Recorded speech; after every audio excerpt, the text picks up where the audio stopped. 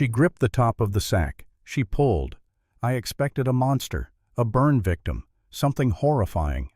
Instead, I saw the most striking woman I'd ever met. Pale skin, black hair, and eyes that didn't match, one blue, one hazel. But running down her face from temple to jaw was a brand, the letter H, burned into her skin like you'd mark cattle. "Who did this to you?" I asked. Her answer changed everything. "Harrison Caldwell, and I tried to kill him." Let me tell you how it all began. The year was 1920, late October. I was 82 years old then, sitting in the same cabin where it all began, watching the first snow of the season dust the peaks outside my window. My grandson Thomas, 15 years old and full of questions about courage, sat across from me by the fire. He asked if I'd ever been afraid. I laughed, a dry sound like wind through dead leaves. Afraid, boy, I was terrified every single day for 6 months straight. But there are things more frightening than death. He leaned forward, eyes wide in the firelight. "Like what, Grandpa?" I looked at the mountains, remembering. "Like watching someone you love suffer. Like knowing you're powerless to stop it. Like realizing the monster isn't always the one with fangs and claws." Thomas waited. The fire crackled. Outside, the wind picked up. "I never told anyone this story," I said. "Not even your grandmother.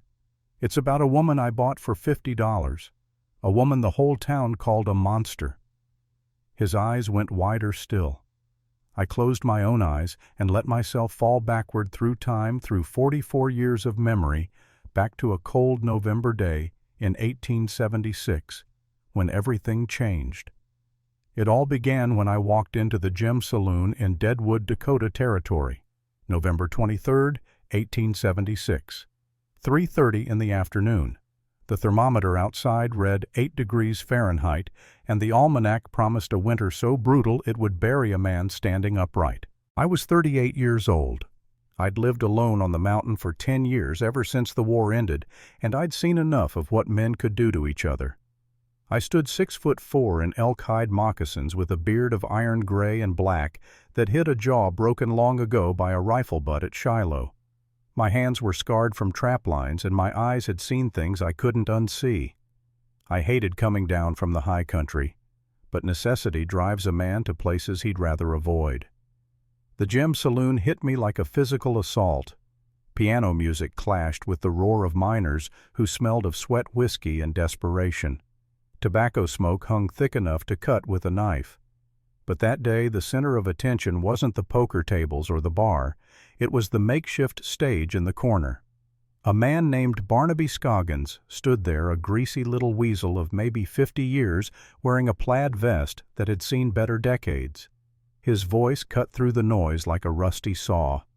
$5, a toothless miner shouted. "I need someone to muck out the donkey stalls." $7, a pimp from the back growled. "I got a dark room she can work in." I pushed through the crowd to see what they were bidding on. She sat on a wooden stool chained to a heavy iron post. The chains looked like they weighed 15 pounds thick links of black metal that had rubbed her wrists raw and swollen. She wore a dress of gray wool, torn and dirty, but I noticed something the others didn't. The seams were straight. The hem, though filthy, had been carefully stitched. This was a woman who'd known better days. But it was what covered her head that made the crowd laugh and jeer. A coarse, dirty grain sack had been pulled over her entire head and tied loosely at the neck with rough twine.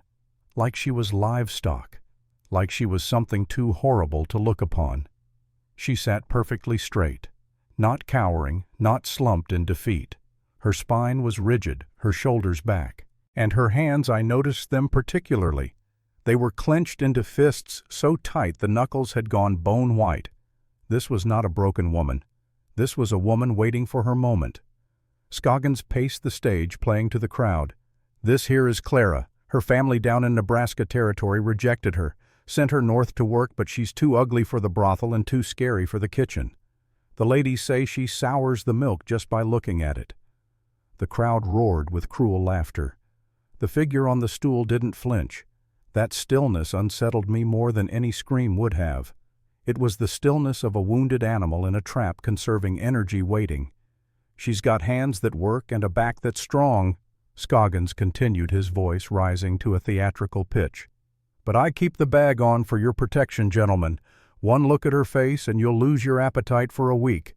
She's got the mark of the devil on her, folks. A real rejected bride."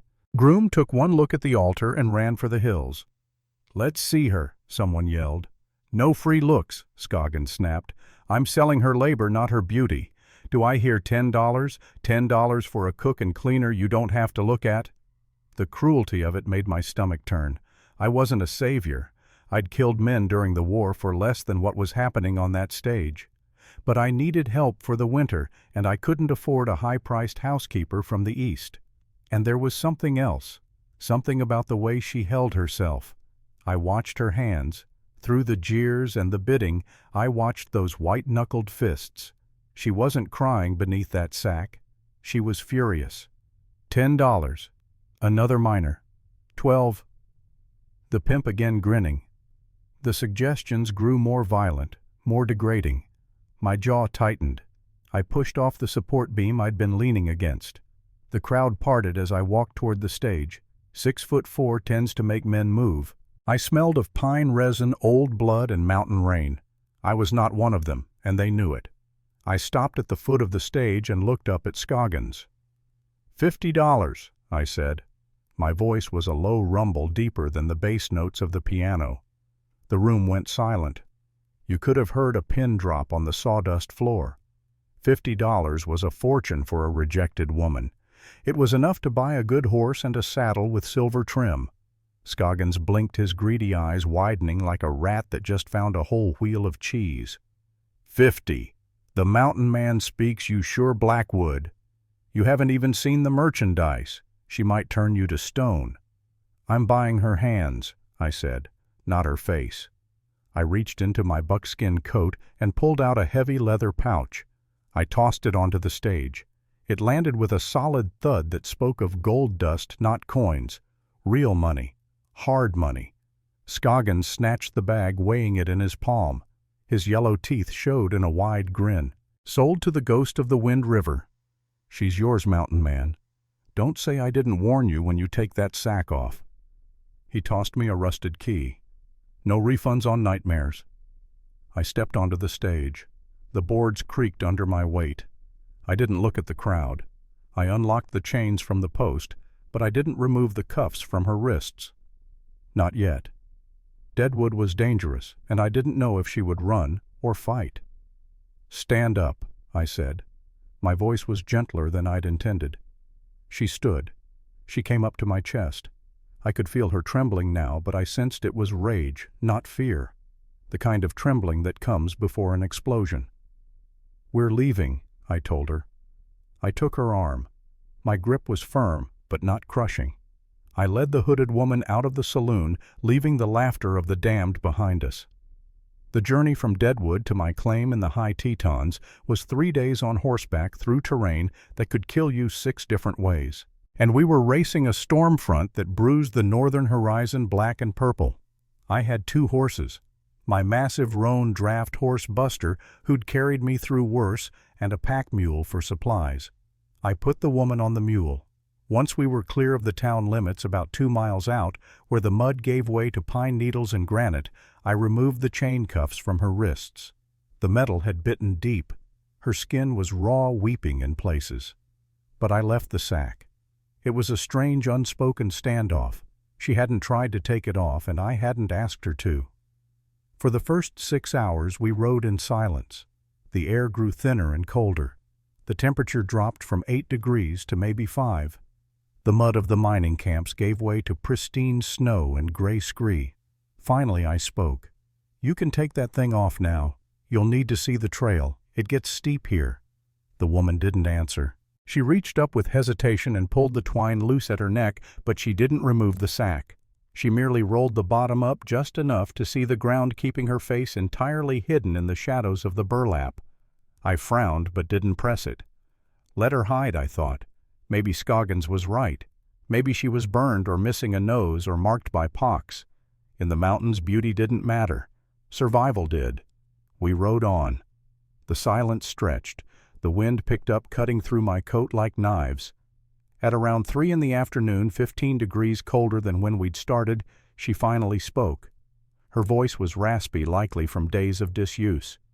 But it was melodic, carrying an educated accent that didn't belong in a mining camp. A Boston accent, if I wasn't mistaken. "Do you have a name, or should I call you Mountain Man?" I was surprised by the cultured tone. "Garrett Blackwood." "I'm Eleanor," she said. "Eleanor Hayes." "Not Clara." Her voice turned bitter as winter wind. "Clara is what he called me. My real name is Eleanor." He. The word hung in the cold air like a threat. I wanted to ask who he was, but I sensed it wasn't time. "Where are we going, Mr. Blackwood?" "My cabin. 3 days north. You'll work for your keep. Cook, mend, keep the fire while I check the trap lines. Winter's coming hard. I need help." "And if I refuse, then I'll take you back to Deadwood and get my $50 refunded." I paused. "But somehow I don't think you want to go back." She said nothing, but I felt her shudder, and it wasn't from the cold. That night I found shelter beneath a rocky overhang, protected from the wind by a stand of ancient spruce trees. The temperature had plummeted to 10 degrees. I worked efficiently, building a fire from dry pine that burned with a faint blue tinge and setting up a lean-to with buffalo hide I'd cured myself. I handed her a tin cup of coffee and a strip of dried venison. "Eat." She took the food. She had to lift the sack slightly to eat, turning her back to me so I couldn't see. It annoyed me, this game. I was a man who looked problems in the eye. "I ain't going to hurt you," I said, cleaning my Winchester by the firelight. "And I don't care what you look like. I've seen men scalped alive. I've seen bears half-eaten by wolves and still breathing. A scar doesn't scare me." She paused the cup halfway to her hidden mouth. For the first time since I'd bought her, she addressed me directly. "It isn't the scare I'm worried about, Mr. Blackwood." "Then what is it? Disappointment?" I huffed, running the cleaning rod through the rifle barrel. "I paid $50 for help. You got 2 hands and 2 feet. I ain't disappointed." "You paid $50 for a monster," she whispered. Her voice cracked slightly. "If I'm not one, you might feel cheated. If I am one, you might cast me out." "I don't cast nothing out that works," I said flatly. "Now take it off. I need to know who I'm sleeping near. I don't like secrets in my camp." The wind howled outside the overhang, making the fire dance shadows across the rock walls. The tension in the small space was thick enough to choke on. I could hear her breathing fast and shallow. Eleanor set the cup down carefully. Her hands went to the rough fabric covering her head. I stopped cleaning my gun. I watched stealing myself. I expected a burn victim. I expected a missing eye or a cleft lip. I expected the horror Scoggins had promised. She gripped the top of the sack. She pulled. The coarse fabric slid up over her shoulders, over her neck, over her chin and nose and eyes, and cleared her head. She shook her hair out, long black hair that caught the firelight like a raven's wing. My breath caught in my throat. The air left my lungs in a sharp, audible gasp. She wasn't a monster. Eleanor Hayes was one of the most striking women I had ever seen, but her face told a story of violence and mystery that made my blood run cold with rage. She had pale porcelain skin that contrasted sharply with that mane of black hair, but it was her eyes that held me frozen. One eye was a piercing, icy blue, sharp as a winter sky. The other was a deep flecked hazel, warm as autumn leaves. Heterochromia. In the superstitious backwoods, people called them witch eyes. But that wasn't why Scoggins had hidden her. Running down the right side of her face from her temple to her jaw was a thin, deliberate line. Not a scar from an accident. This was a brand. It was a shape barely healed, the skin still red and raised, looking like it had been made perhaps 2 or 3 weeks ago. A stylized letter, the letter H inside a circle, about an inch wide. It wasn't a disfigurement of nature. It was a mark of ownership, like you'd brand a steer. And her lip was split, bruised purple from a recent backhand. Her left cheek was slightly swollen. She looked at me with those mismatched eyes, defiant, waiting for me to recoil in disgust. "Well," She challenged, her chin high despite the tremor in her voice. "Do I look like $50 worth of monster?" I stared for a long moment. I didn't look away. I stood up slowly.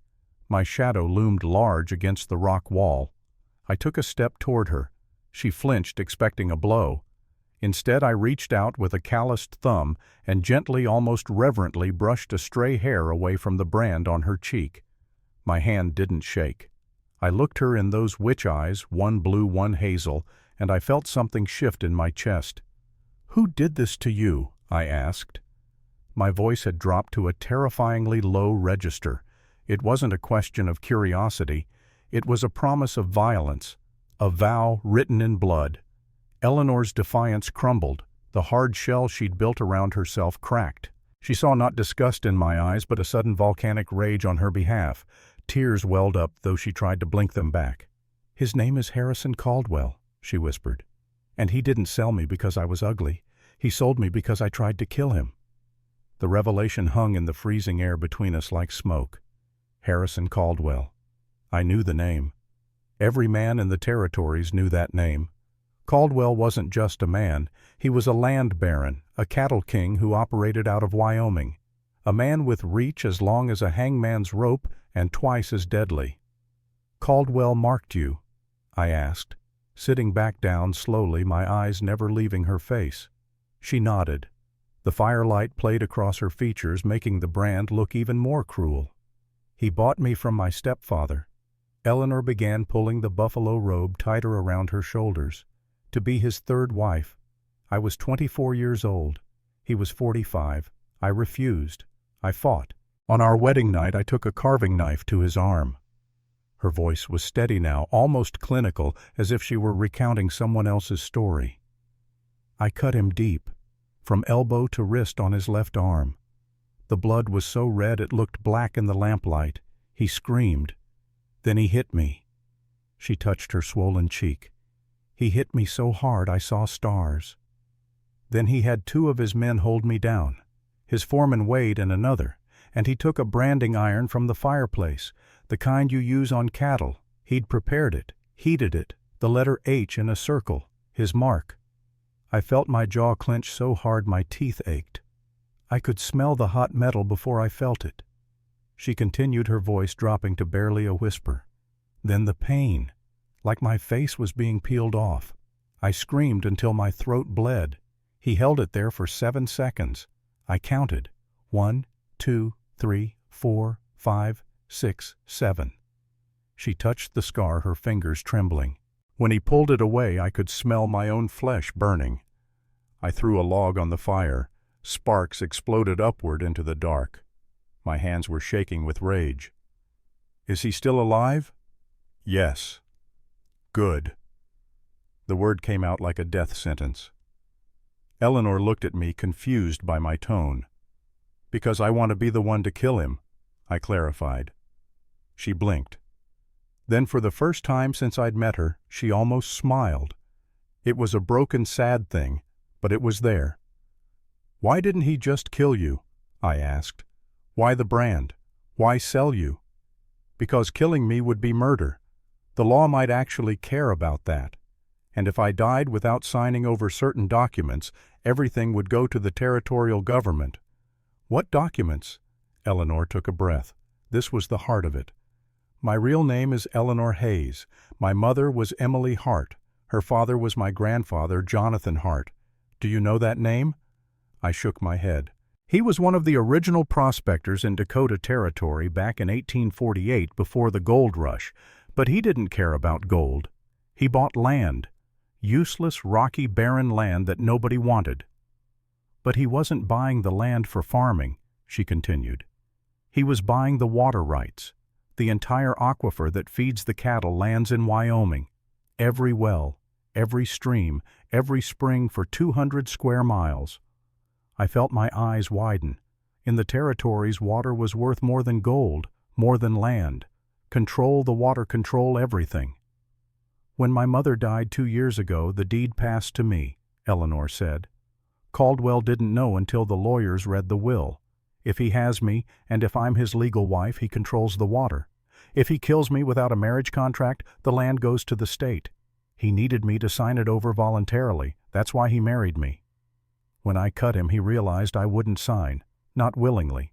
So he came up with a new plan. Her voice hardened. He would break me, make me a non-person, a slave, sell me into degradation until I begged to sign just to make the pain stop. I closed my eyes. It was always land or gold or water, always greed, always power. "You own this mountain," I said, opening my eyes. "I'm squatting on your land." Eleanor managed a weak smile. "I suppose you are, but I think you've paid rent in blood." We sat in silence for a moment, the fire crackling between us. Outside, the wind screamed like a dying animal.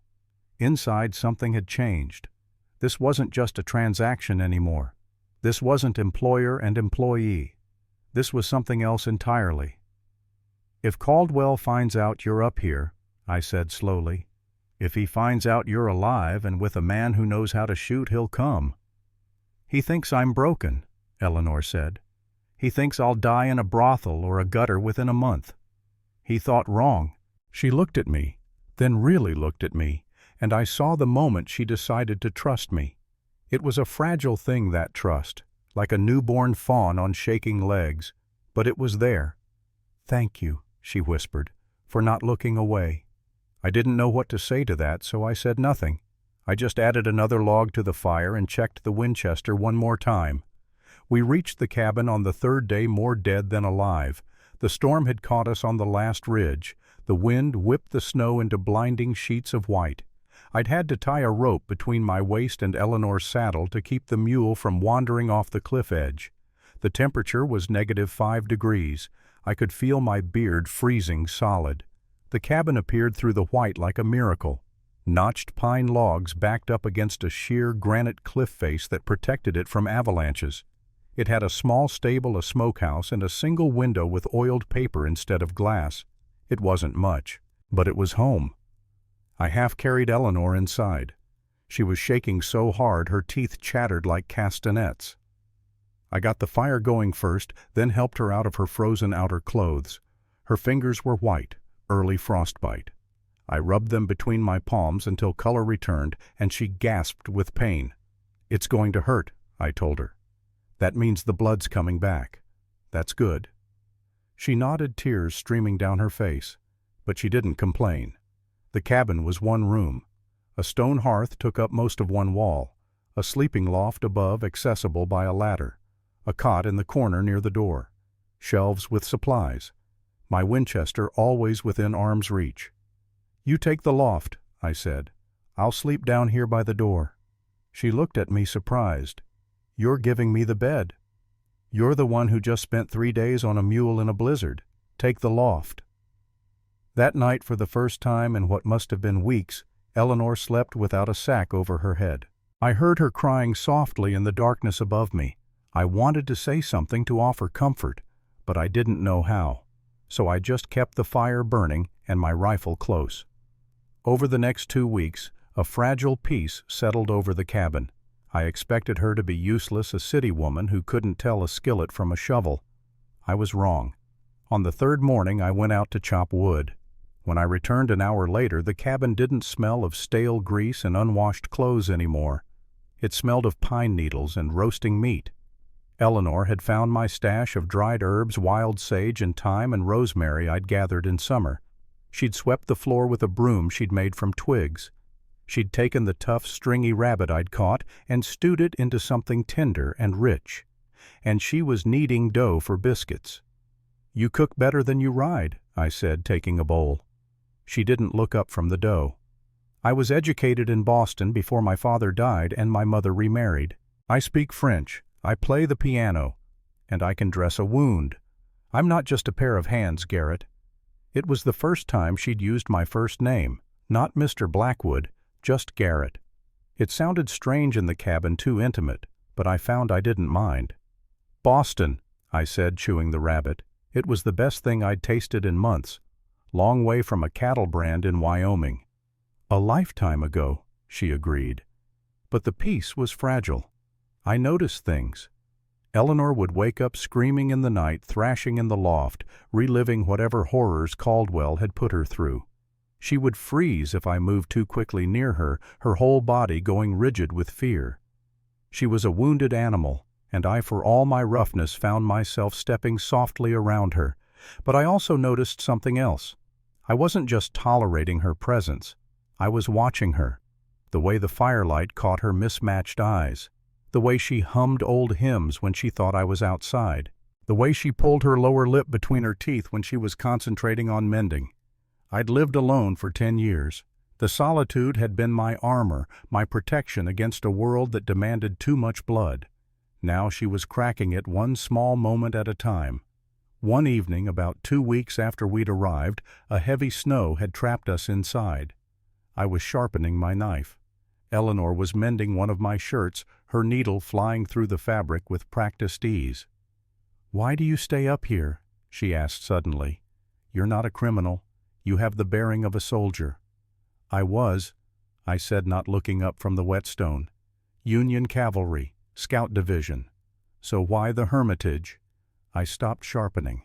The rasp of steel on stone went silent. I looked at her across the firelight. "Because down there," I pointed toward the valley below, invisible in the dark, "men sell women with sacks on their heads. Up here, the only things that try to kill you are honest about it. Bears, wolves, cold. They don't lie." Eleanor looked at me, her eyes softening. "Not everyone lies, Garrett." "Caldwell lied." "Yes," she agreed quietly. "And he's still out there." I felt it then, the prickle at the back of my neck that I'd learned to trust during the war. The sense that something was wrong, that danger was close.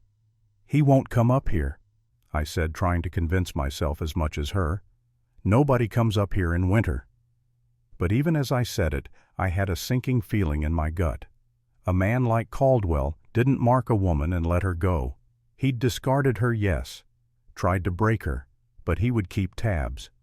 And Scoggins, that weasel of an auctioneer, he had a big mouth and loose lips when money was involved. If Caldwell heard that the monster had been bought by a capable mountain man for the fortune of $50, he might wonder. He might question whether his secret was truly safe. 3 days later, I was checking my trap line near the ridge about a mile from the cabin. The morning was clear and cold, 15 degrees below zero. The snow crunched under my boots with that particular squeak that only comes in deep cold. I was following my usual route through the pines when I saw them. Tracks. Not animal tracks. Horse tracks. 3 sets of them. Shod hooves, which meant these horses came from town, not wild mustangs. The tracks were fresh cut into the morning snow, less than 3 hours old, and they weren't passing through. They were circling. I followed the pattern. 200 yards out from the cabin, then a circle, then 200 yards closer. Another circle. They were scouting, watching, learning the layout. My blood ran cold. I turned and ran back toward the cabin, my heart hammering against my ribs. 1 mile through deep snow at high altitude. I pushed myself harder than I had in years. My lungs burned. My legs screamed. But I ran. I burst through the cabin door. Eleanor was at the stove. She dropped a pan with a clang that echoed like a gunshot. "Pack your things," I ordered, already grabbing my ammunition belt from the peg. "What? Why?" "Tracks," I said, breathing hard. 3 riders, circling us. They're not passing through, they're scouting. Eleanor's face went pale. The brand on her cheek stood out like it was glowing. "It's him," she whispered. "He sent men." "Maybe," I said, barring the door with the heavy oak table. "Or maybe just drifters, but we're not taking chances." I went to the wall and pulled down the Spencer carbine, a 7-shot repeater I'd carried during the war. I tossed it to Eleanor. She caught it with both hands, surprising me with how naturally she handled the weight. "You know how to use that?" I asked. Eleanor racked the lever, checking the chamber with the practiced motion of someone who'd handled firearms before. She looked up at me, and the fear was gone from her eyes. It had been replaced by something colder, harder. "I missed Caldwell with the knife," she said, her voice like winter ice. "I won't miss with this." I grinned despite the situation. It was a feral, dangerous grin. "Good, because company's coming." Outside, a gunshot echoed off the canyon walls. The siege of the mountain had begun. The window exploded inward in a shower of oiled paper and wooden splinters. The bullet thudded into the log wall behind us, sending a spray of bark and wood dust across the room.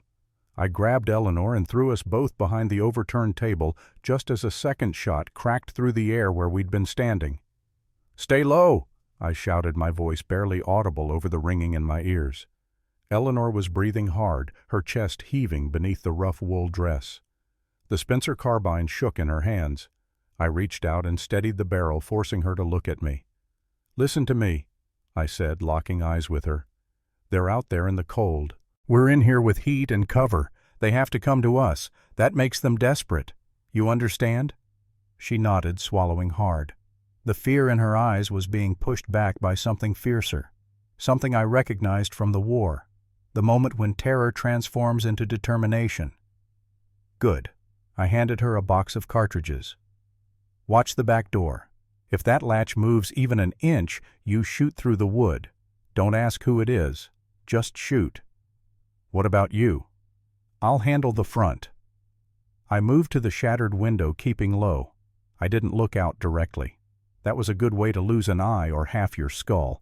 Instead, I used a jagged shard of mirror I kept for shaving, angling it at the corner of the window frame. 3 men. I could see them huddled behind a cluster of boulders about 40 yards down the slope. They were pinned by the lack of cover between the rocks and the cabin, but they had rifles. Good ones. Winchester repeaters that could punch through pine logs if they hit the same spot enough times. "Blackwood." A voice echoed across the snow. It was arrogant, educated, with the smooth confidence of a man used to being obeyed. "We know you're in there. Send the girl out and we leave you alive. You have my word as a gentleman." I spat on the floor. Gentleman. The word tasted like bile. Eleanor's voice was tight behind me. "That's Wade Blackwood, Caldwell's foreman. No relation to you, I hope." "None," I growled. "And I've met his type before. They enjoy hurting things." "Then let's see how he likes bleeding." I almost smiled at that. Almost. For the next 20 minutes it was a standoff. They fired occasionally to keep us pinned, testing our position. I returned fire, sparingly conserving ammunition. Each shot I took was deliberate. I wasn't trying to kill them yet. I was learning their patterns, watching how they moved. Wade was the leader, directing the other two. One man was tall and thin, wearing a long duster coat stained with what looked like old blood. The third was shorter, stockier, with a face hidden beneath a wide-brimmed hat. They were professionals. Hired guns. This wasn't their first siege. Then they tried something new.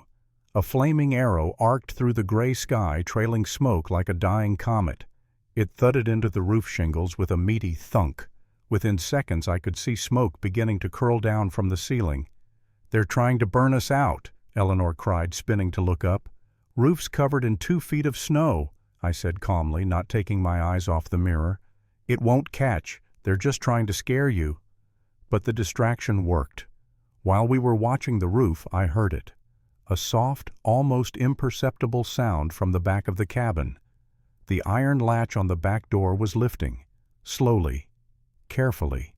Someone was picking the lock from outside. "Eleanor," I said quietly. "Back door. Now." She spun around, bringing the carbine up in one smooth motion. Her hands were steady now. No trembling. She sighted down the barrel at the center of the door, about chest height for a man. The latch lifted another inch. Eleanor didn't hesitate. She pulled the trigger. The boom of the .56 caliber Spencer in the enclosed space was deafening. My ears rang like church bells. The heavy bullet punched a hole through the thick pine planks, a 2-inch circle of splintered wood and daylight.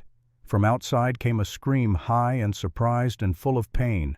Then the heavy thump of a body hitting snow. Eleanor stood frozen, the carbine still raised smoke curling from the barrel. Her face was white. "I got him," she whispered. "I actually got him." "Reload," I barked. The command snapped her back to the present. Her hands moved automatically, racking the lever action, chambering a fresh round. Muscle memory. She'd been trained, I realized. Someone sometime had taught her to shoot. Outside I heard Wade shouting. Peterson's down. The bitch shot through the door. Good. 1 down. 2 to go plus Wade. Unless there were more I hadn't seen. I took advantage of the confusion. I popped up at the window and fired 3 quick shots at the boulders. I didn't expect to hit anyone, but I wanted them to know we weren't helpless. The tall man in the duster broke cover running toward the back of the cabin where Peterson had fallen. Big mistake. I tracked him through the mirror, leading him by 3 feet. I squeezed the trigger. The Winchester kicked against my shoulder. The man went down hard, grabbing his thigh. Blood sprayed across the white snow in an obscene red fan. He wasn't dead, but he wasn't fighting anymore either. 2 down, I said more to myself than Eleanor. Wade and the third man pulled back, disappearing behind the rocks. For a moment, there was silence. Just the wind and the crackle of our fire and the ragged breathing of 2 people who'd just crossed a line they couldn't uncross. "You did good," I told Eleanor. "Real good." She looked at me, her mismatched eyes wide. "I killed a man." "Maybe, maybe not. Depends on where you hit him." I moved to the back door, pressing my ear against it. I could hear moaning outside. Weak. Getting weaker. But he was here to kill us, or worse. Don't waste sympathy on a man who'd sell you back into hell. Eleanor nodded slowly. She was processing it. The weight of what she'd done. I'd seen it before in young soldiers after their first battle. Some broke. Some hardened. I had a feeling Eleanor was the hardening type. The standoff continued as the sun began its descent toward the mountains. The temperature dropped from 15 below to 20 below. My breath came out in white clouds. Through the window I could see the storm clouds gathering on the northern horizon. The real blizzard was coming. If we were still pinned down when it hit, we'd freeze. "We have to move," I said quietly. Eleanor looked at me like I was insane. "Move where?" "In this. I have a place. A cave up on Razor's Edge higher than they can ride their horses. It's defensible. We can wait them out there. But the man at the back door, he might be dead. He might be dying. Then we go out the front, circle around. You ready?" She checked her ammunition. 7 rounds left in the Spencer. She nodded. "Ready." I took a breath, said a quick prayer to a God I wasn't sure I believed in anymore, and kicked the front door open. The wind hit us like a frozen fist. I fired twice toward the boulders, not aiming, just creating noise and fear. Eleanor was right behind me as we scrambled over the icy rocks. 50 yards to the tree line. 40. 30. We were going to make it. That's when the 4th man fired. The shot came from above us, from a direction we hadn't expected. Up on the ridge, hidden among the rocks, a sniper had been waiting. Watching. Patient. I felt the impact before I heard the sound. A sledgehammer of fire slammed into my left shoulder, spinning me around. My feet went out from under me on the ice. I went down face first into the snow, and the white powder immediately began turning crimson. "Garrett!" Eleanor's scream was raw with terror. I tried to tell her to run to save herself, but my mouth wouldn't work. The pain was a white-hot spike driven through muscle and bone. I could feel blood pumping out with each heartbeat. Too much blood. Too fast. Through the gray haze descending over my vision, I saw Eleanor turn back. She didn't run for the trees. She didn't save herself. She ran back to me. Bullets kicked up snow around her feet. Zip, zip, zip. Little geysers of white death. But she didn't stop. She grabbed my coat collar with both hands and started pulling. All 110 pounds of her dragging 230 pounds of bleeding mountain man across the ice. "Get up!" she was screaming. "You have to get up! Get up, damn you!" I tried. God knows I tried. But my left arm was useless, my shoulder a mass of torn meat. Every movement sent fresh waves of agony crashing through me. "Leave me!" I managed to gasp. "Run!" "No!" The word came out as a snarl. The meek woman in the grain sack was gone forever. This was someone new, someone forged in fire and branded with hate. "You didn't leave me in that saloon. I'm not leaving you in the snow." She hooked her arms under my good shoulder and hauled. I felt something tear in my wound and nearly blacked out, but she kept pulling. One step, then another, her boots scrabbling for purchase on the ice, her breath coming in desperate sobs. The blizzard descended like a curtain swallowing the world in white. The shooters lost their sightlines. Wade's shouts became muffled, distant. Eleanor dragged me into the pine forest, following some instinct or memory of the route I'd described. "Cave," I whispered. 20 feet left. Big rock. Behind it. She found it somehow. A crack in the granite face barely wide enough for a man to squeeze through. She pulled me inside, and I collapsed onto the stone floor. The last thing I saw before darkness took me was her face smudged with gunpowder and tears, those witch eyes blazing with determination. Then nothing. I came back to consciousness in pieces. First the cold, bone-deep, marrow-freezing cold that made my teeth chatter. Then the pain.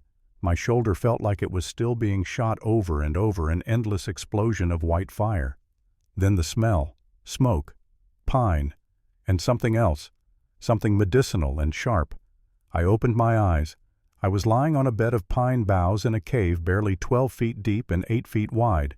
A tiny fire flickered near the entrance, the smoke being drawn out by some quirk of airflow. Eleanor knelt beside me, her hands working at my shoulder. "Don't move," she said when she saw my eyes open. Her voice was hoarse, exhausted. "The bullet went through. Clean hole front and back. You're lucky it missed the bone." Lucky. I didn't feel lucky. I felt like I'd been trampled by a buffalo herd. "How long?" I croaked. 2 days. The fever broke this morning." 2 days. I'd lost 2 days. Anything could have happened in 2 days. I looked down at my shoulder. It was wrapped in strips of fabric that I recognized as her petticoats stained brown with old blood. But the bleeding had stopped. The bandage was tight, professional. "You stopped the bleeding," I said. "I had to cauterize it." Her voice was flat, clinical. "Second night. You were burning up with fever. The wound was infected. I could smell it.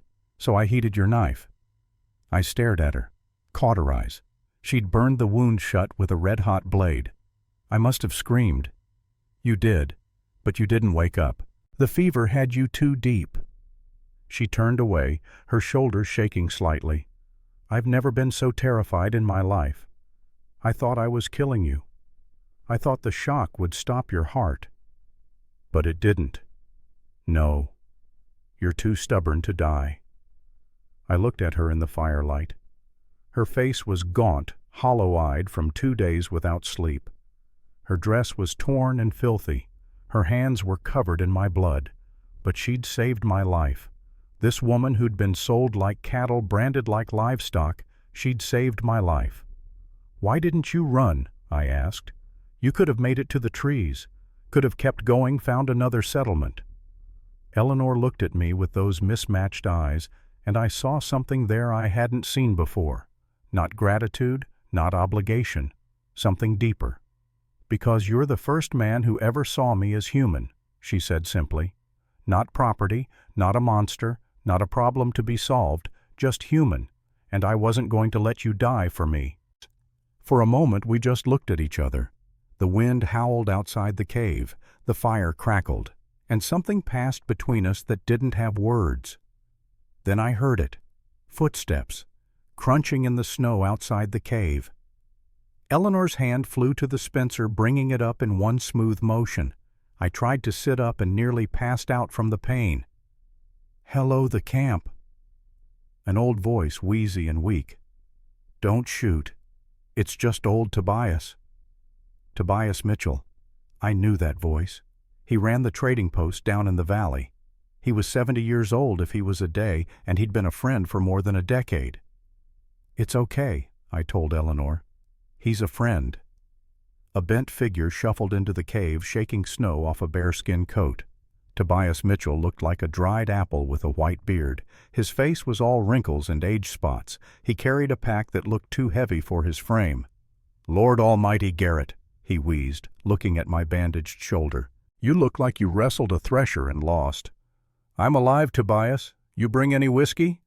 The old man chuckled, reaching into his pack. "I did. And food. Saw the smoke from down valley, figured someone was holding up." He handed Eleanor a wrapped package of salt pork and hardtack. You must be the woman causing all the fuss." Eleanor took the food but didn't lower the rifle. Smart. She was learning not to trust easily. "What's the word in town, Tobias?" I asked, watching him carefully. Something felt off. The old man wouldn't meet my eyes. "Bad," Tobias said, still avoiding my gaze. "Men swarming everywhere. Caldwell's men. They're offering $1,000 for the girl, $500 for your head." $1,000. That was a fortune. Life-changing money. Enough to buy a ranch in California. Enough to retire on. "That's a lot of money," I said slowly, my voice hardening. "Enough to make a man do things he might regret." Tobias froze. He looked at me then, and I saw tears in his rheumy old eyes. "I'm sorry, Garrett," he whispered. "I'm so sorry. They have my boy. Caldwell's men have Samuel. They said they'd hang him if I didn't track you." The words hit me like another bullet. Samuel. Tobias's son, 32 years old, simple in the head, but gentle as a lamb. Caldwell had him. I saw Tobias's hand move toward the shotgun slung over his back. Eleanor saw it too. She didn't shoot him. Instead, she swung the heavy stock of the Spencer carbine like a club. It connected with Tobias's jaw with a crack that echoed off the stone walls. The old man crumpled to the cave floor, unconscious blood trickling from his mouth. "He was stalling," Eleanor said, her voice shaking. "Wasn't he—" "Check the entrance," I ordered, trying to push myself up with one arm. Eleanor ran to the cave mouth and looked out. Her face went pale in the moonlight. Torches, coming up the trail, a dozen of them. A dozen men. We couldn't fight a dozen men, not with me half dead and Eleanor exhausted. They'd take us alive. That was Caldwell's order. He wanted Eleanor broken, not dead. And me, I'd be an example, a warning to anyone else who might think to help her. "What do we do?" Eleanor asked. I looked at Tobias, unconscious on the floor. An old friend turned traitor by love for his son. I looked at Eleanor, this woman who'd cauterized my wound with a hot knife to save my life. I looked at the cave walls closing in. "We can't run," I said, "and we can't fight, so we surrender." "What? We stay alive longer that way, and as long as we're alive we can find another way out." I met her eyes. "Trust me." She searched my face for a long moment. Then she nodded and lowered the rifle. 15 minutes later, heavy boots stomped into the cave.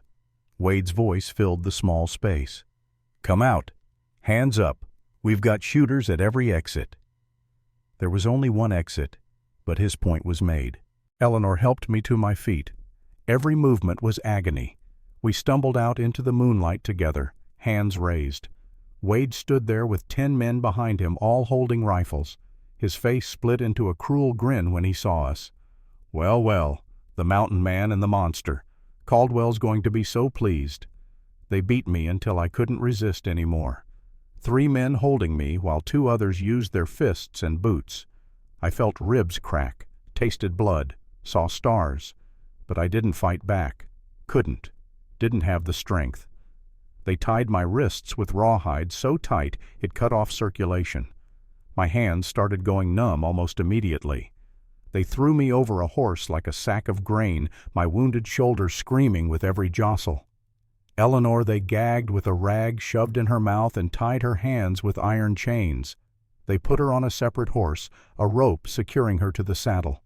The journey down the mountain was a blur of pain and cold, 10 miles through snow and ice. I drifted in and out of consciousness.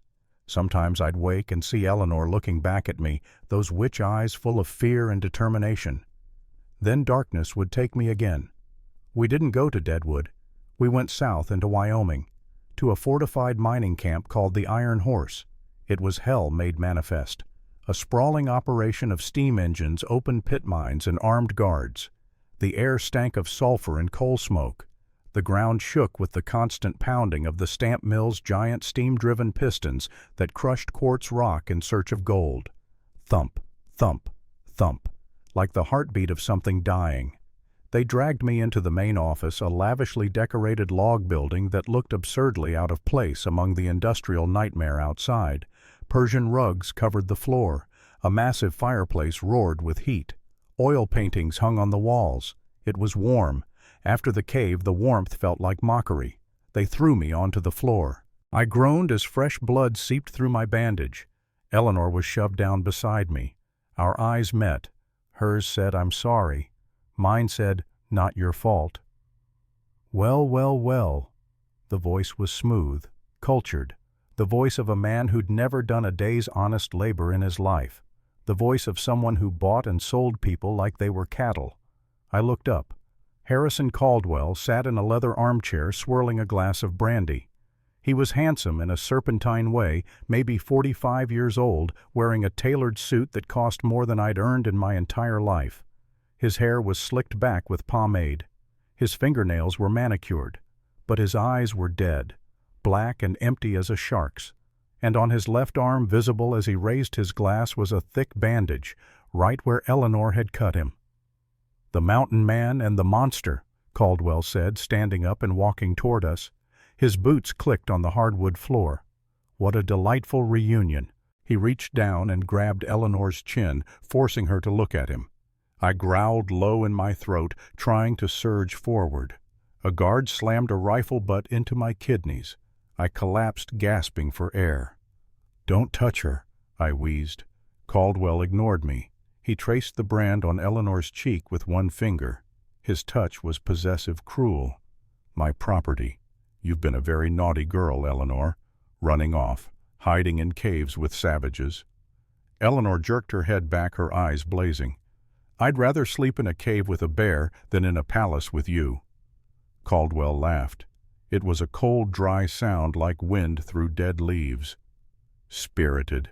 I like that. It makes breaking you so much more satisfying." He walked to his desk and picked up a document. He slapped it down on the polished wood surface. "The deed to the aquifer. Sign it, Eleanor. Sign it, and I'll let your mountain man live. I'll even let him go. He can crawl back to his rocks and die of gangrene in peace." Eleanor looked at me. I was beaten, bloody, barely conscious. She looked at the document. If she signed, Caldwell would control the water, control everything, have the power he'd always craved. "If I sign," Eleanor said quietly, "you kill us both anyway." Caldwell smiled. "If you don't sign, I'm going to skin him alive right here in front of you. Slowly, starting with the fingers." He pulled a small, delicate knife from his belt, the kind used for fine work, for causing maximum pain with minimal damage. He nodded to the guards. Two of them grabbed me, dragging me to a heavy wooden chair and strapping my arms down. I was too weak to fight. "No!" Eleanor screamed, the sound muffled by the gag. Caldwell walked over to me. He grabbed my right pinky finger, the knife poised. "First the fingers, then the ears, then the eyes. Do it, Eleanor." The blade touched my skin. A thin line of blood appeared. "Stop!" Eleanor shrieked the word, barely comprehensible through the gag. "I'll sign. I'll sign." Caldwell stepped back, smiling. "Wise choice, my dear." He pulled the gag from her mouth and handed her a quill pen. Eleanor walked to the desk, her hands shaking. She looked at the paper, looked at me. I winked. It was subtle, so subtle Caldwell missed it, but Eleanor saw it, and she understood. She signed her name, Eleanor Hayes. Her handwriting was beautiful, educated, flowing. Caldwell snatched the paper, checking the signature in the lamplight. "Excellent, finally." He turned his back to lock the deed in a safe built into the wall. "Kill the man. Take her to my quarters." That's when I moved. Despite my injuries, despite the pain, I surged backward in the chair. The heavy wooden furniture tipped crashing into the guard behind me. His knee shattered with a wet crunch. The chair splintered, and suddenly my hands were free. At the exact same moment, Eleanor grabbed the crystal decanter of brandy from Caldwell's desk. But she didn't throw it at him. She threw it into the fireplace. The alcohol hit the flames and exploded. A fireball surged outward, filling the room with heat and light. The Persian rugs caught fire. The curtains went up like tinder. In the chaos, Eleanor dove for my pack in the corner, my gear which they'd carelessly tossed aside. She grabbed the glass jar of black powder I used for reloading shells. "Fire in the hole!" she screamed. She threw the jar into the heart of the fireplace, right into the inferno. "Down!" I yelled, throwing myself flat. The explosion blew the stone hearth apart. The concussion wave shattered every window in the building and blew the door off its hinges. The room filled with choking smoke dust and flying debris. My ears rang like cathedral bells. I staggered to my feet in the haze. The guards were down, groaning, disoriented. I grabbed a fallen revolver, scanned the room through streaming eyes. Caldwell was gone. The safe was open. The deed was gone. And a trail of blood led out through the shattered back wall into the industrial maze of the mining camp. "He's running," I growled. Eleanor emerged from under the desk, clutching my Bowie knife. Her face was streaked with soot, her mismatched eyes glowing like coals in the smoke. "We finish this. Together."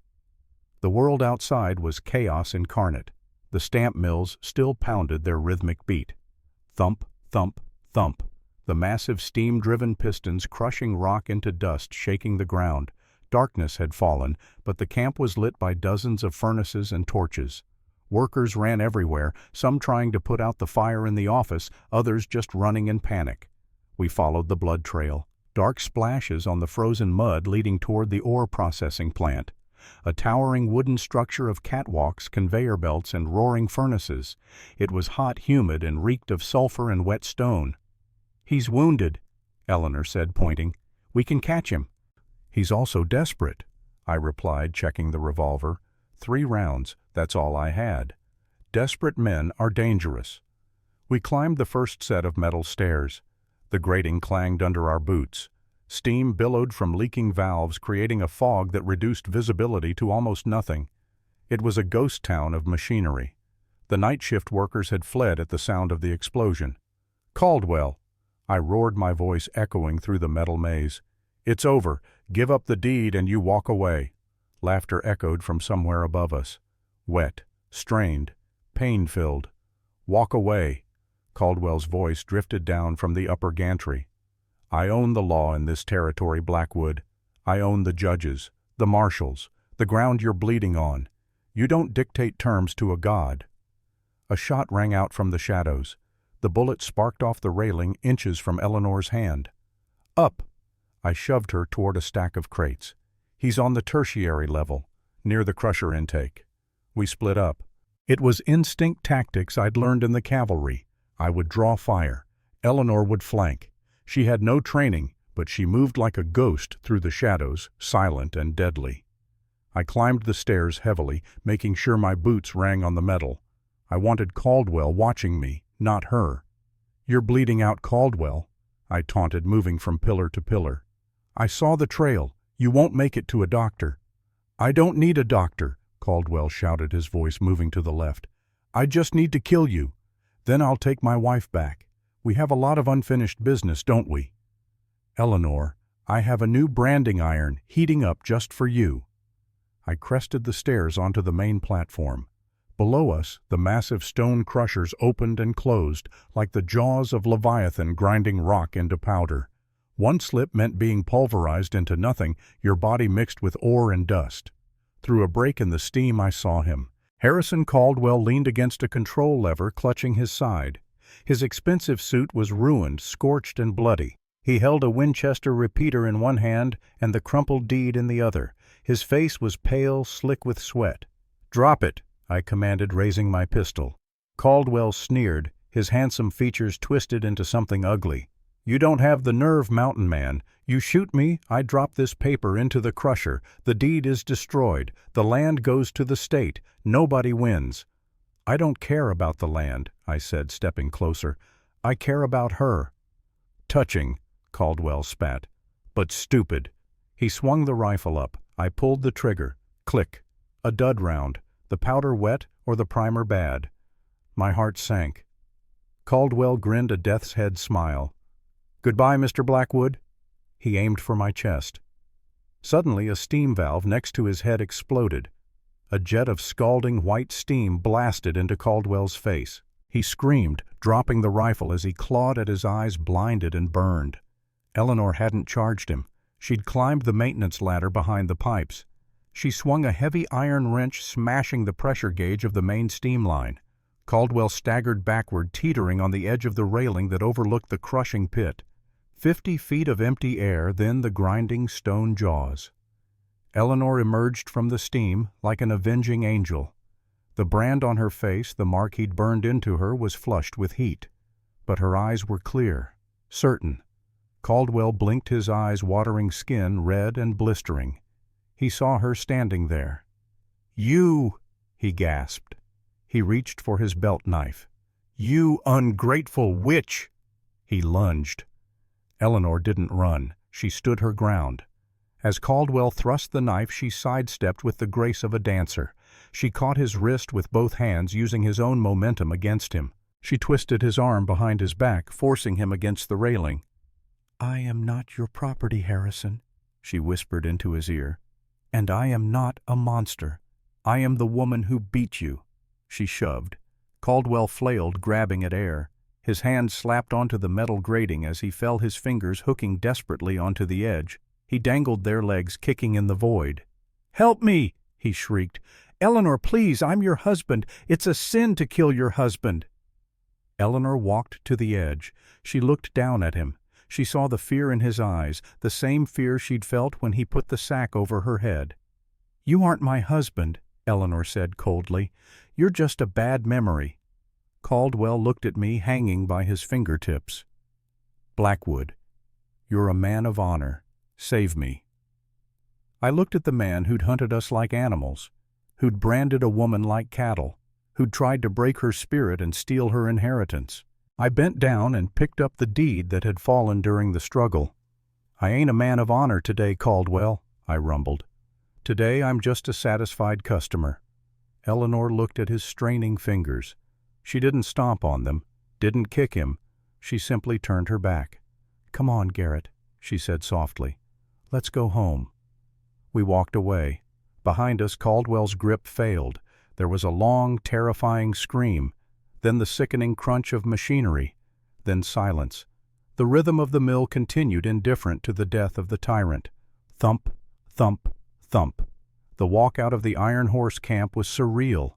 The miners, drawn by the explosion and fire, had gathered in a ring around the mill entrance.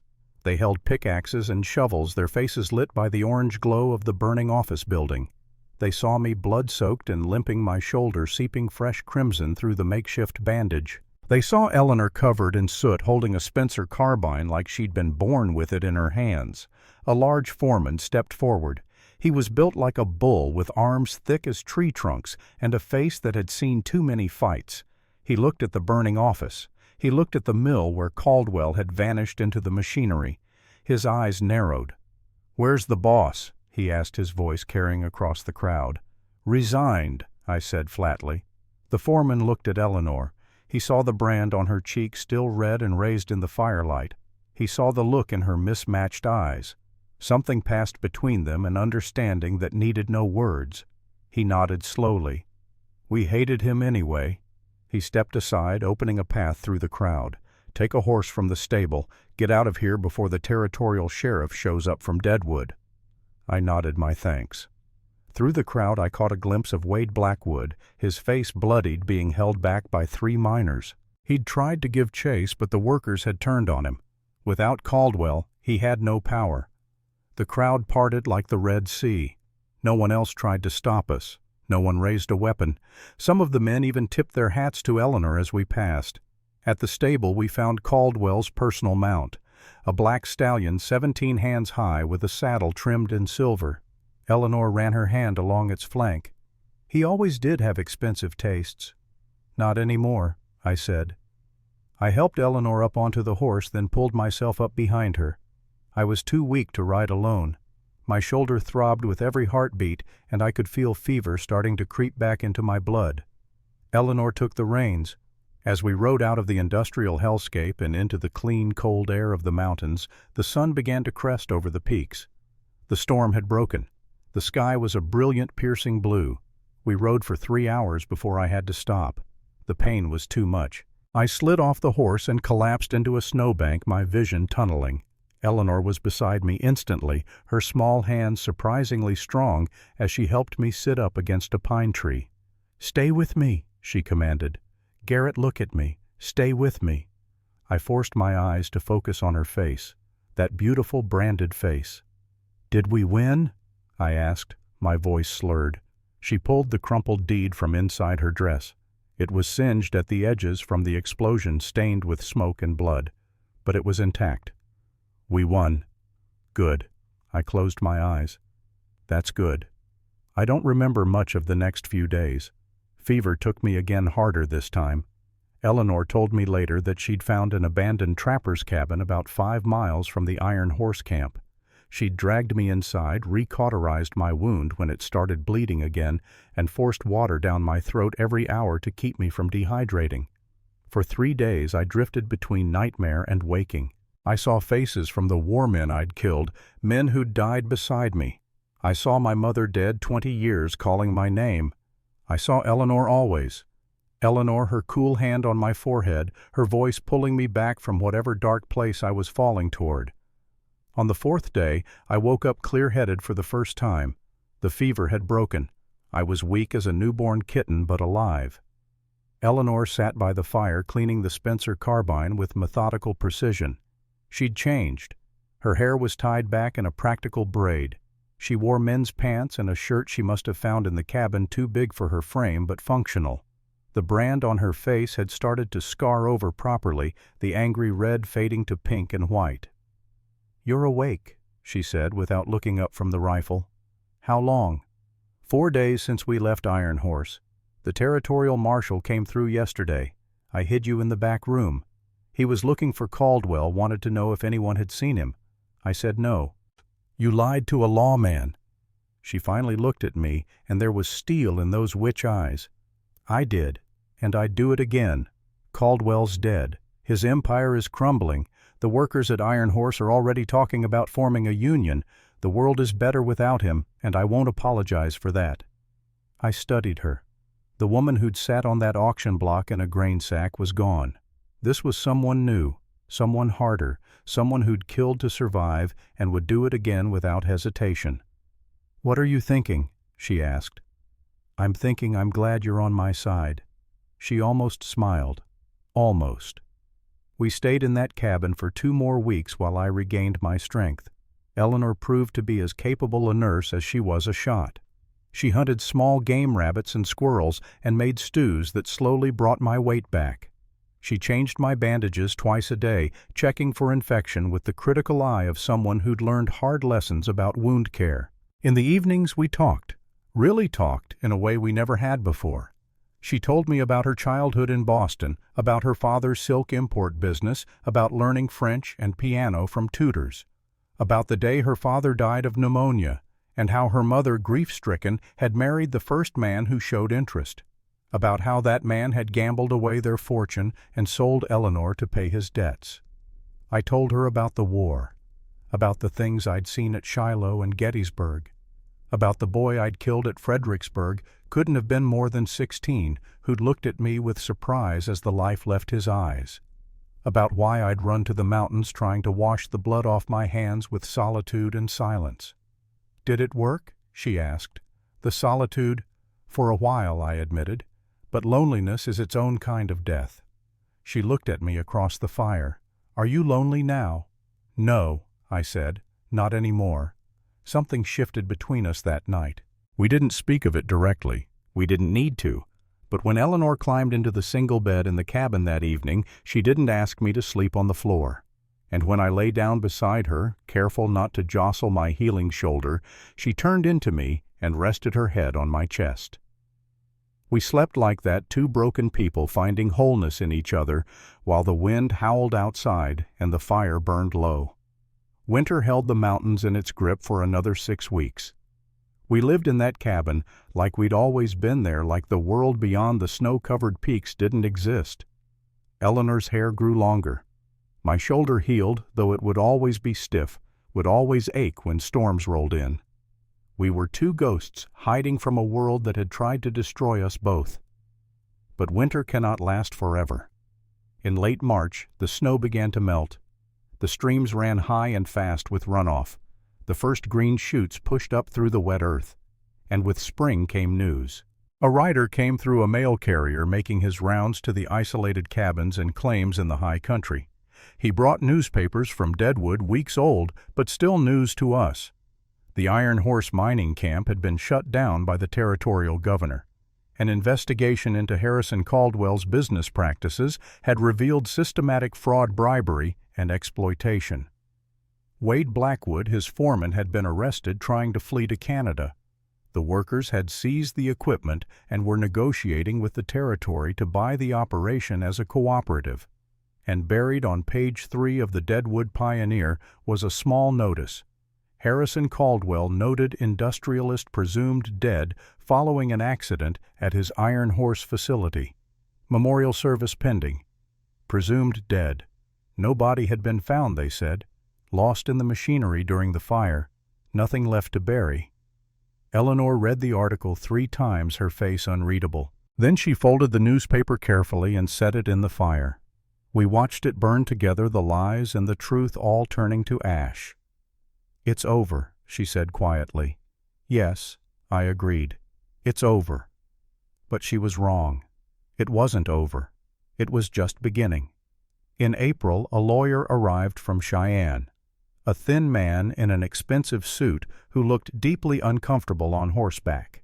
He carried documents in a leather case and seemed surprised to find Eleanor alive and well. "Miss Hayes," he said, removing his hat. "Or should I say Mrs. Caldwell? The legal status is somewhat unclear given the circumstances."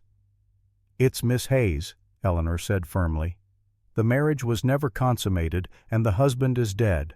I believe that makes it void." The lawyer cleared his throat. "Yes, well, that's actually why I'm here. Mr. Caldwell's estate is being settled. There are significant assets. The Iron Horse Camp, various properties in Wyoming and Dakota territories, and of course the matter of the water rights." He opened his case and pulled out documents.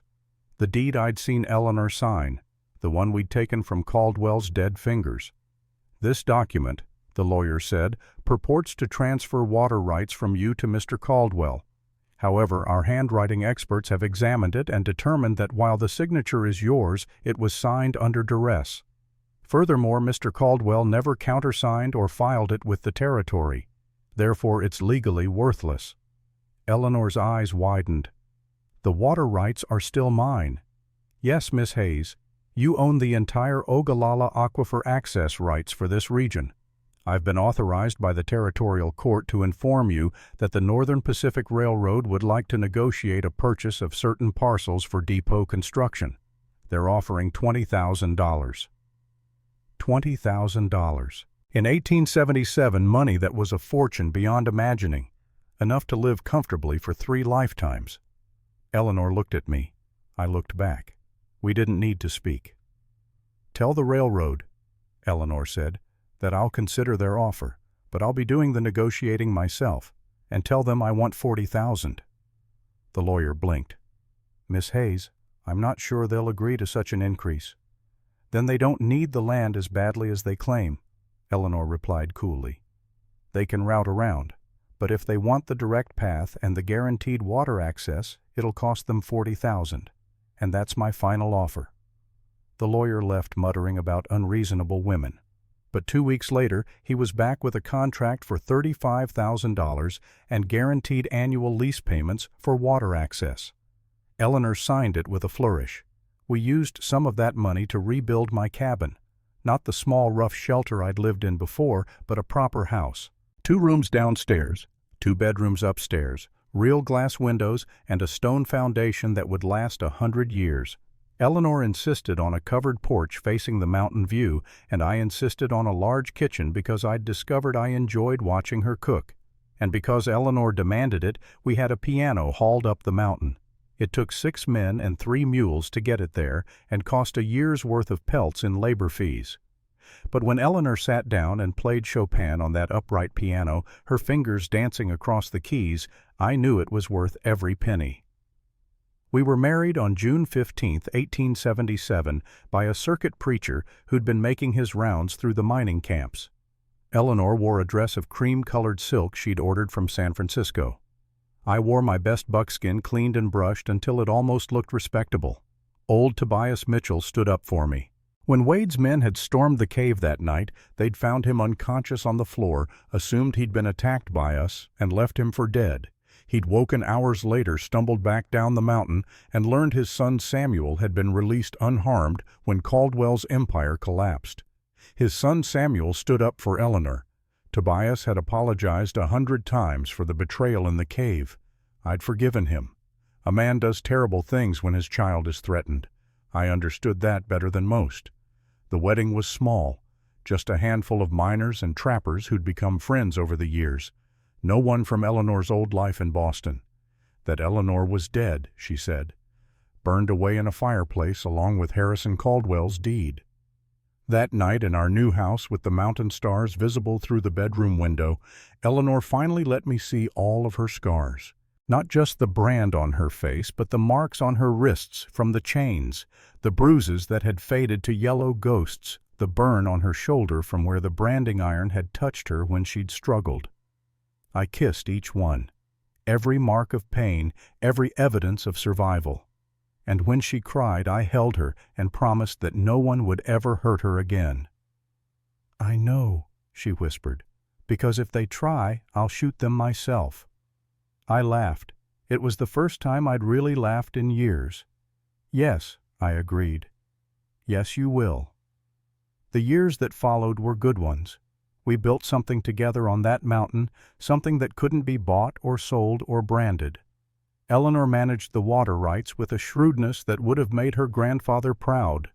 She negotiated with railroad companies, mining operations, and cattle ranchers. She became known throughout the territory as the Iron Queen, a woman you didn't cross unless you wanted to find your water supply mysteriously dried up. But she was never cruel, never vindictive. When drought hit in 1881 and the smaller ranchers were struggling, she lowered the lease rates until the rains returned. When the miners at Iron Horse wanted to expand their cooperative, she sold them additional water access at cost. "Why?" I asked her once. "You could charge them triple." "Because Caldwell would have," she said simply, "and I won't be him. I won't ever be him." In 1879, our first child was born, a daughter with my dark hair and Eleanor's mismatched eyes, one blue, one hazel. We named her Emily after Eleanor's mother. 2 years later came Jonathan, named for Eleanor's grandfather. Then Margaret in 1884. We raised them on the mountain, teaching them to read and write, to shoot and trap, to negotiate and think. Eleanor insisted they learn French and piano. I insisted they learn to track a deer and read the weather. They grew up wild and educated, comfortable in silk dresses and buckskin pants, equally at home in a Denver ballroom or a trapper's cabin. The brand on Eleanor's face faded over the years from red to pink to a thin white line. Strangers who didn't know her story might have thought it was a scar from an accident. But our children knew. On quiet winter evenings by the fire, Eleanor would tell them the story of the auction block, the grain sack, the man who'd tried to break her and failed. That mark, she'd say, touching the scar, was meant to show ownership, to make me property. But it became something else. It became proof that I survived, that I fought back, that I won. "Did it hurt?" young Emily asked once, maybe 7 years old, her blue eye wide with horror. "Yes," Eleanor said honestly. "It hurt more than anything I can describe. But the hurt doesn't last forever. The strength does." Time moved on as it always does. The children grew and had children of their own. Emily married a lawyer in Cheyenne and gave us 3 grandchildren. Jonathan took over managing the water rights and proved even shrewder than his mother. Margaret became a doctor, one of the first women physicians in Wyoming, and opened a practice in Deadwood, serving miners and their families. And Eleanor and I grew old together on our mountain, watching the world change from the porch of our cabin. The 19th century became the 20th. The territories became states. The railroad brought civilization to places that had been wilderness. Electric lights replaced oil lamps. Automobiles chugged along roads that had once been traveled only by horse and wagon. But some things remained constant: the mountains, the stars, and the love between two people who'd found each other in the darkest of places. Eleanor died in the spring of 1918. She was 66 years old. Pneumonia took her quick and merciless despite Margaret's best efforts.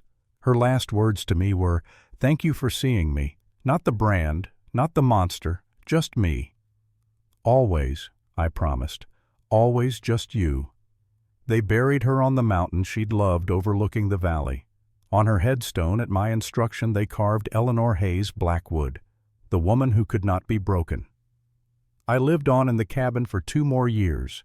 The children wanted me to come stay in town in comfort, but I couldn't leave. Too many memories lived in those walls.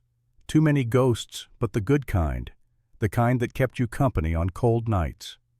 And now in 1920 I sat by the fire with my grandson Thomas, feeling the weight of 82 years settling into my bones. The story was told. The fire had burned low. Outside, the first snow of winter was falling just as it had been 44 years ago when I'd bought a woman in a grain sack for $50. Thomas was quiet for a long moment, processing everything I'd told him. Finally, he spoke. "Grandpa, were you really afraid?" "During all of that, every single day," I said honestly, "terrified. Of Caldwell's men, of losing your grandmother, of not being strong enough or smart enough or fast enough. Fear isn't the opposite of courage, boy. Courage is being afraid and doing what needs to be done anyway." "And the brand on Grandma's face," Thomas said hesitantly. "Did it bother you?" "At first it made me angry," I admitted. "Angry that anyone could do that to another person. But after a while I stopped seeing it as a brand. I started seeing it as a badge, proof that she'd survived, that she'd won. Your grandmother wore that scar like a crowned sun, and she was the most beautiful woman I ever knew." Thomas smiled, but his young face was troubled. "Some of the boys at school, they make fun of me sometimes. Call me witch-eye because of Mama's eyes, because I have them too." I reached out and gripped his shoulder, looking him straight in those mismatched eyes, one blue, one hazel, perfect mirrors of Eleanor's. "Those eyes," I said firmly, "are the eyes of a woman who stared down a monster and won. They're the eyes of the strongest person I ever met. You wear them with pride, you understand. Anyone who makes fun of you is just showing their own weakness. Your grandmother would have told them to go to hell, and so should you." Thomas laughed, surprised by the curse from his elderly grandfather. "Mama says I'm not supposed to cuss." "Your mama's right most of the time," I agreed. "But there are exceptions, and defending your grandmother's honor is one of them." The fire crackled, the wind howled, the snow continued to fall outside, blanketing the mountain in white. "Do you miss her?" Thomas asked quietly. "Every day," I said. "Every single day. But I'm grateful too. Grateful I walked into that saloon. Grateful I paid $50 for a woman I'd never seen. Grateful that she turned out to be the strongest, bravest, most remarkable person I'd ever meet." "Do you think—" Thomas hesitated. "Do you think you saved her when you bought her from that auction?" I thought about that for a long moment. I thought about Eleanor cauterizing my wound with a hot knife, about her shooting through the door to save us, about her facing down Caldwell on that platform above the crushers, about her negotiating with hard men over water rights and never backing down. "No," I said finally. "I don't think I saved her. I think she saved herself, and maybe, just maybe, she saved me too." Thomas nodded, absorbing this. "I'm going to be like her when I grow up, brave like that." "You already are, son," I told him. "You've got her eyes, and more importantly, you've got her spirit. That's worth more than all the gold in these mountains." We sat in comfortable silence, then grandfather and grandson watching the fire burn down to embers. Outside, the snow fell heavier now, the same snow that had fallen on the night Eleanor and I first reached this cabin together. The same snow that had witnessed our struggles and our triumphs, our fears and our victories. In the morning, Thomas would go back to his parents in town, and I would remain here in the house Eleanor and I had built together, surrounded by memories and ghosts, and the echoing presence of a love that had been forged in fire and branded with pain and tempered into something unbreakable. $50. That's what I'd paid for her. $50 in gold dust tossed onto a stage in a rowdy saloon for a woman hidden beneath a grain sack. It was the best investment I ever made, not because of the water rights or the money or the legacy, but because it brought me Eleanor Hayes, who became Eleanor Blackwood. The branded bride who refused to stay broken, the monster who turned out to be a queen. The fire died to ash. The snow continued to fall, and I closed my eyes feeling the weight of years and the warmth of memory, and dreamed of a woman with witch eyes and a branded face who'd taught me that the strongest love often comes from the deepest wounds. In the mountains, they still tell stories about us, about the mountain man and the woman he bought for $50, about how she wasn't a monster at all, but a queen in disguise, about how sometimes the best things in life come from the worst moments. They call it a legend now, a tall tale from the old days, but I was there. I lived it, and every word of it was true. The snow fell, the fire died, and in the silence of the cabin I could almost hear Eleanor's voice humming one of those old hymns she used to sing while cooking. The wind carried it through the rafters, soft and eternal, a reminder that love, real love, doesn't die when the body fails. It lives on in stories told by firelight and grandchildren with witch eyes who refuse to be ashamed, in cabins built on mountains where broken people found each other and became whole. I paid $50 for a monster, but what I got was everything.